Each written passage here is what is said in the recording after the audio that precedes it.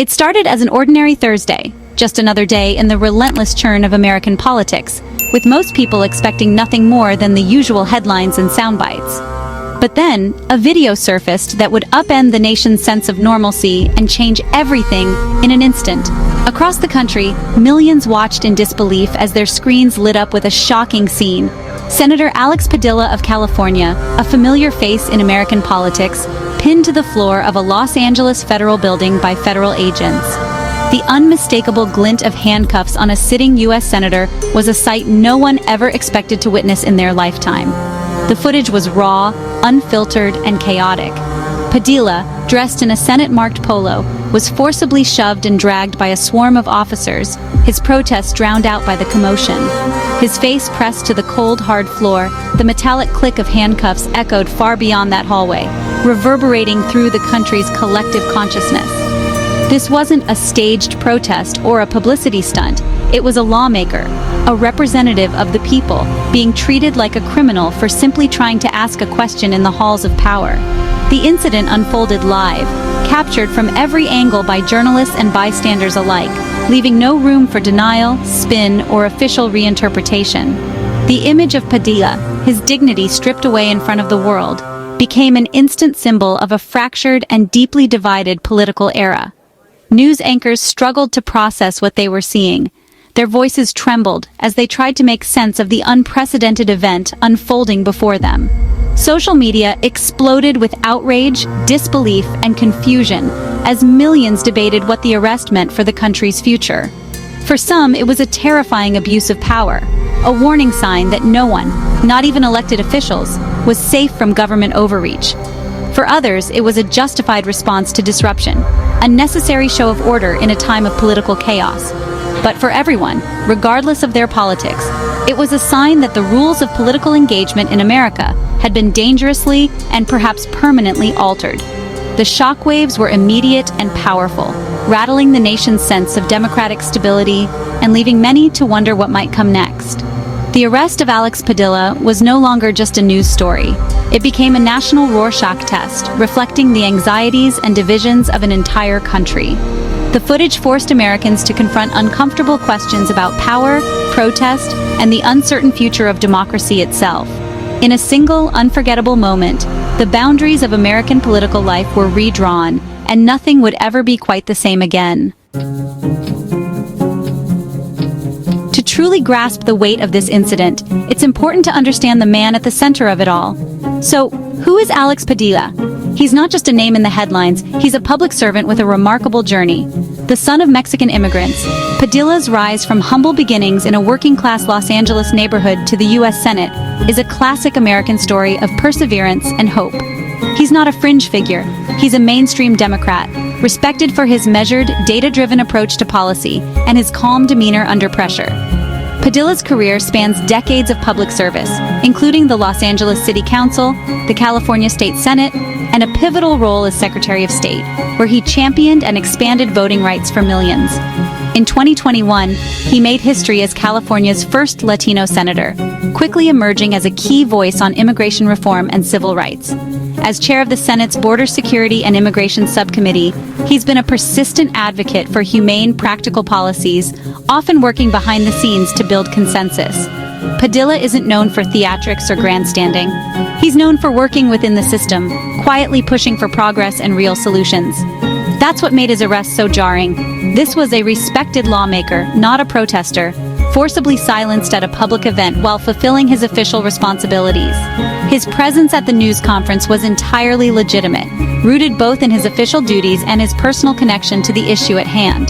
The administration's response, treating him as a threat, shocked many across the political spectrum, raising urgent questions about the boundaries of power and the treatment of elected officials. The drama unfolded in a way no one in the room could have anticipated, as tension simmered just beneath the surface. It all began at a Department of Homeland Security press conference in Los Angeles, where the air was thick with anticipation and unease. Secretary Kristi Noem was scheduled to address the media, outlining the administration's hardline immigration policies, a topic that had already sparked heated debate nationwide. Senator Alex Padilla, who was already in the building for another meeting, decided to attend the press conference, recognizing how crucial the issue was to his own legislative work and to his constituents. He quietly joined the crowd of reporters, blending in as he waited for the right moment to raise his concerns and ask pointed questions. When the floor opened for questions, Padilla calmly stepped forward and identified himself. "I'm Senator Alex Padilla. I have questions for the secretary." His tone was measured, not confrontational, and he made no attempt to disrupt the proceedings. But security responded instantly and decisively. Both plainclothes and uniformed agents converged on him, moving quickly to push him toward the exit, as if following a prearranged protocol. The situation escalated with startling speed. Padilla, caught off guard by the sudden aggression, instinctively resisted being shoved out of the room. Within seconds, the agents forced him into the hallway, where additional officers were already waiting, ready to assist in removing him from the premises. The senator was dragged, then pinned to the ground and handcuffed, out of sight of the main event, but in full view of stunned journalists who scrambled to document the unfolding chaos. The entire sequence, from the first confrontation to the final restraint, took less than 2 minutes, an astonishingly brief window for such a dramatic turn of events. Inside, the press conference continued almost as if nothing had happened. But the real story, the one that would dominate headlines, was unfolding just outside those doors. In that brief, violent moment, political norms were shattered, leaving everyone in attendance questioning the boundaries of power, protest, and free speech. Two conflicting narratives emerged almost immediately. Padilla and his supporters called it an unprovoked assault on a senator exercising his rights. He insisted he was peaceful, simply trying to ask a question about policies affecting his constituents. His team argued the arrest was political intimidation, not a security response. The administration, meanwhile, claimed Padilla disrupted the event and posed a threat, alleging he lunged towards Secretary Noem. They said agents acted to neutralize a potential danger, insisting their response was justified. The Secret Service claimed Padilla refused lawful commands, forcing escalation. The public was left to dissect the viral footage, searching for the truth in a sea of spin. The incident became a battle of narratives, victim or aggressor, democracy or disorder. In minutes, the arrest was everywhere online. The video, captured from multiple angles, went viral at lightning speed. #Free Padilla trended globally, becoming a rallying cry for those outraged by the images. Social media exploded with disbelief. This is not America, and if they can do this to him, they can do it to any of us. TikTok edits, memes, and petitions demanding a federal investigation spread rapidly. Within 24 hours, a petition for a federal probe had over 250,000 signatures. News outlets embedded viral tweets and videos, amplifying the story. The digital firestorm ensured the incident couldn't be ignored, dominating headlines and online conversations.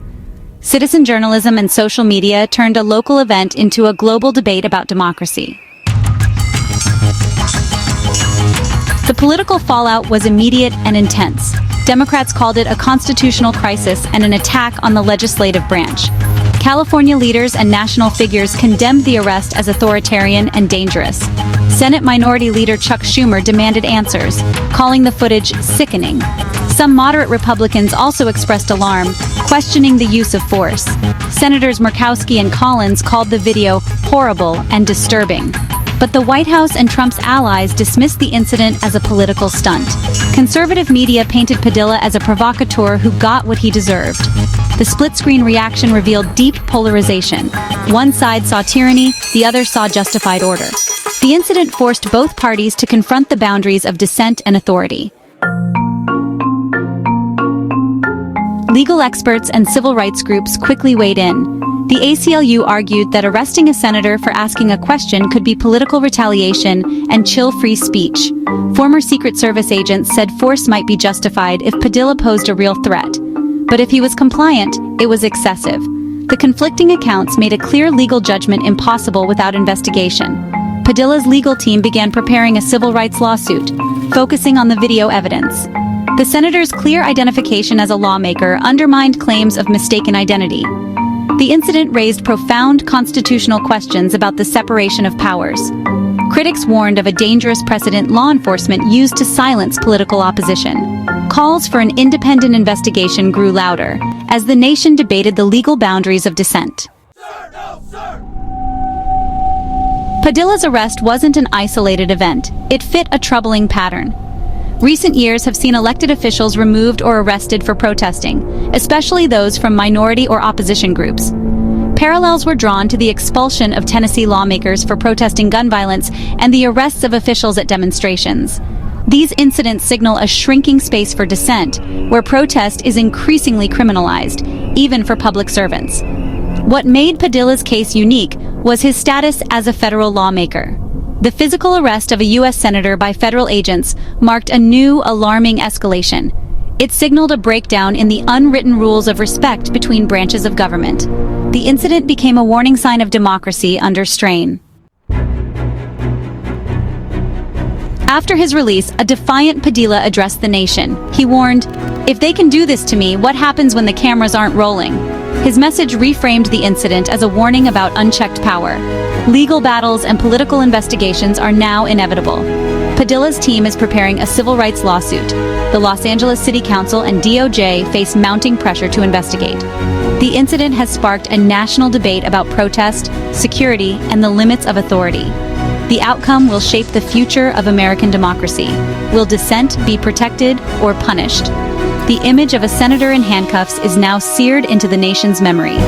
Whether justice is served or the story fades, the message is clear. The boundaries of power and protest are being tested. America must decide what kind of democracy it wants to be,